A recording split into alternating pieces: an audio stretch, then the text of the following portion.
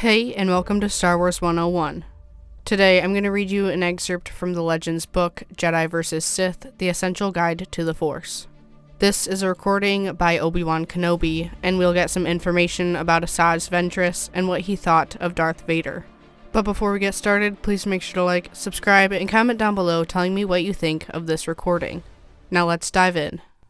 2 days ago, on one of my walks, I came across the twisted, withered husk of a short desert plant that had grown in the shadows of a dusty rock formation. Yesterday, I passed the same plant again and noticed it had flowered small white petals, flecked with dark gray. This morning, I was surprised to find the entire plant had vanished. Even though I knew some creature had probably eaten it, I felt a sense of loss that surprised me, and I thought of Asajj Ventress. I've already written instructions for how to build a lightsaber. Now I find myself compelled to write something of the enemies who use them. From what I remember from the history data books, the Sith have wielded lightsabers for at least 4,000 years. They were long believed to have been extinct until just 16 years ago when my master and I dueled with an Iridonian Zabrak who used a double-bladed lightsaber. This Sith killed my master, and then I killed him in self-defense.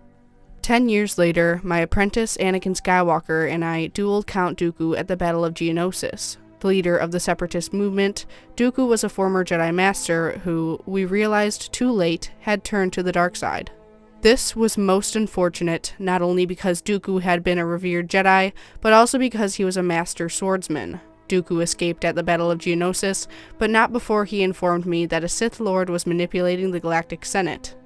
3 devastating years later, I would learn that he was telling the truth. The Sith Lord was Supreme Chancellor Palpatine. About 10 weeks after the Battle of Geonosis, Anakin and I had our first encounter with Asajj Ventress.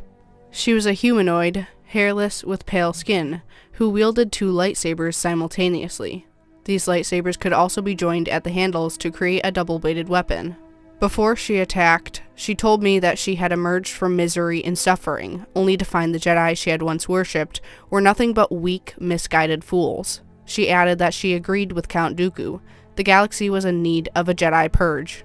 Asajj Ventress escaped that day, but not before she killed one Jedi and maimed his apprentice. It was obvious by her technique that she had received training from Dooku. Over the course of the Clone Wars, Anakin and I faced off Ventress on other worlds. But, despite all her fury and murderous inclinations, I always sensed something within her that distinguished her from the Sith Lords, an underlying fear. Mostly, it was a fear of being alone, and I sensed that there was some good in her, some part that had not been corrupted by Dooku. Where the Sith Lords were unquestionably evil, Ventress was simply a slave to the dark side.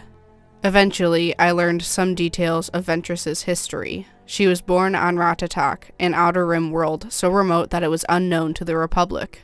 She was still a child when her parents were killed by one of the many local warlords. After a Jedi named Ki Narek became stranded on Ratatak, he found the orphaned Ventress and realized she was Force-sensitive. Narek trained Ventress as his apprentice, and apparently trained her relatively well, for together they defeated many criminals. Tragically, a group of warlords killed Narek, and rather than honoring the ways of the Jedi, Ventress sought vengeance, and once again, she was alone.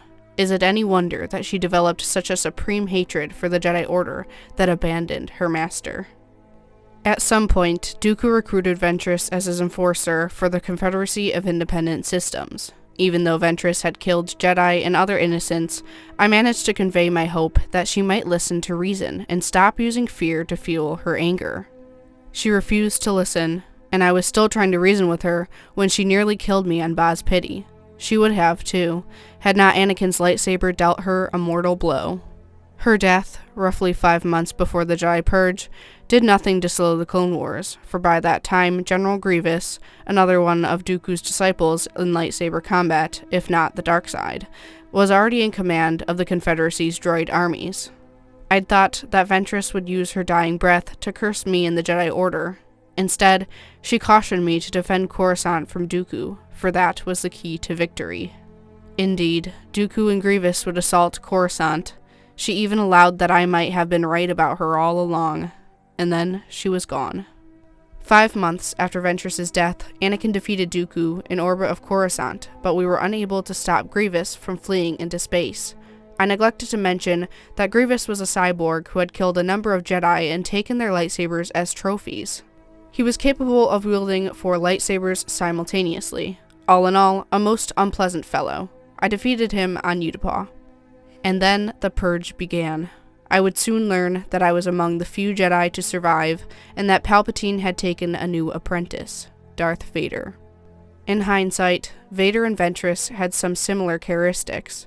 Both knew the loss of loved ones, and had reason to distrust the Republic and the Jedi Order. But when I finally caught up with Vader, I sensed nothing but pure evil about him. For unlike Ventress, Vader was not a victim of unfortunate circumstances. Yes, he had his struggles and his shortcomings, but he was not a weak being who feared abandonment. He was a powerful man who had been given opportunities to better himself, yet he only craved more power, and chose his own path, betraying the Jedi and becoming a Sith. He was my greatest failure. My duel with Vader was awful in its savagery. In the end, he was more determined to kill me than defend himself, and was blind with fury when I felled him. I left him maimed and burning on the shores of a lava river.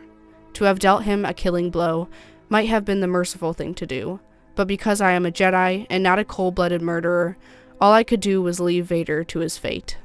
Had I killed him then and there, I believe I would have taken a step onto the same dark path that he had found so impossible to resist.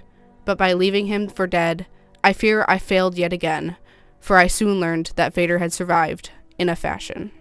Like the late General Grievous, he is mostly machine now, a malevolent construct of pistons and gears, plastoid and wires, his mortal remains fueled by the dark side.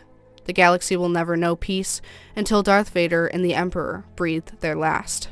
It is hard for me to see what the future holds. Fortunately, I have my mission and my ongoing studies of the Force to help me be mindful of the present, as well as the daily rigors of survival on Tatooine. Whatever tomorrow may bring, I must be ready for it. I have collected a small number of seeds from my desert walks. I think I will plant them and see what they will grow, in memory of Asajj Ventress. And that is the ending of Obi-Wan Kenobi's recording. But at the end of it, there is an addendum by Tion Salusar. It states, records indicate that Obi-Wan Kenobi ordered Ventress's corpse transported from Baz City to Coruscant for a Jedi cremation. However, the ship bearing Ventress never arrived at its destination. Investigators subsequently realized that she had used a Force technique to muffle her life signs and achieve a state of near-death stasis. Her fate remains unknown. I hope you guys enjoyed this recording from Obi-Wan Kenobi from the Jedi vs. Sith book. We definitely got a lot of insight into Kenobi's thoughts about Asajj Ventress and Darth Vader. Tell me what you think in the comments down below, and don't forget to like and subscribe. With all that said, I hope to see you in the next video, and have a great day.